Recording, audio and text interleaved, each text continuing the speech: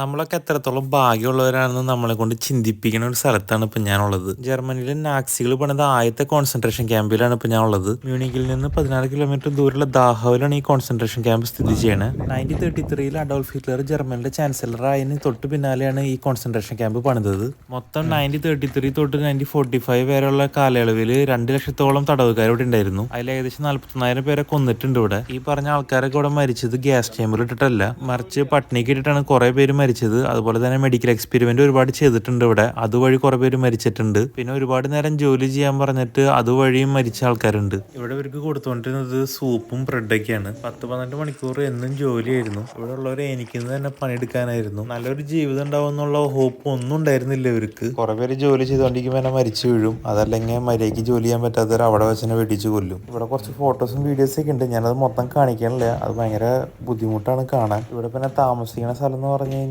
ഒരുപാട് പേരെ കുത്തി നിറച്ചിട്ടുള്ള സ്ഥലമാണ്. തണുപ്പ് കാലം കൂടുതലുള്ള ജർമ്മനിയിൽ ഇവർക്ക് തണുപ്പത്തിടാനുള്ള ഡ്രസ്സോ അല്ലെങ്കിൽ ഹീറ്ററോ അങ്ങനെ ഒന്നും ഉണ്ടായിരുന്നില്ല. കുളിമുറികളും ടോയ്ലറ്റും ഒക്കെ വളരെ കുറവായിരുന്നു. അതുകൊണ്ട് ഒരുപാട് പേരുള്ളത് കൊണ്ട് ഇവർക്ക് കുറെ പേർക്കൊന്നും ഇത് ഉപയോഗിക്കാൻ പോലും സമയം കിട്ടിയിരുന്നില്ല. തടവുകാർ ചാടിപ്പോകാതിരിക്കേണ്ടി ഇതുപോലെ വേലിമതിലുണ്ടായിരുന്നു. ഇതുവഴി ചാടി രക്ഷപ്പെടാൻ നോക്കുന്നവരെ നാക്സി പട്ടാളക്കാർ അപ്പം തന്നെ വെടിച്ചു കൊല്ലും. കുറെ പേര് മനഃപ്പുറം മതിലെടുത്ത് പോകും. ഇത്രയും സഹിച്ച് ജീവിക്കണേക്കാൾ നല്ലത് മരിക്കുന്നതെന്ന് വിചാരിച്ചിട്ടാണ് അവർ പോകുന്നത്. കുറച്ച് ഡിസ്റ്റർബിങ് വീഡിയോ ആണ് ഇത്. രണ്ടാം മഹാലോക യുദ്ധം കഴിഞ്ഞ സമയത്ത് US ആർമിക്കാർ വരുന്ന സമയത്ത് കണ്ടൊരു കാഴ്ചയാണിത്. എല്ലും തോലായിട്ട് മരിച്ച ആൾക്കാരെ ഇങ്ങനെ കൂട്ടിയിട്ടേക്കാണ്. നിങ്ങൾക്ക് സാധ്യമാണെങ്കിൽ ഒരു തവണയിൽ വന്ന് കാണേണ്ട സ്ഥലമാണിത്. നമ്മൾ പിന്നെ ഒരിക്കലും നമ്മുടെ ലൈഫിനെ പറ്റിയോ അല്ലെങ്കിൽ പ്രശ്നങ്ങളെ പറ്റിയോ ആലോചിച്ച് ഒരുപാട് വിഷമിക്കില്ല.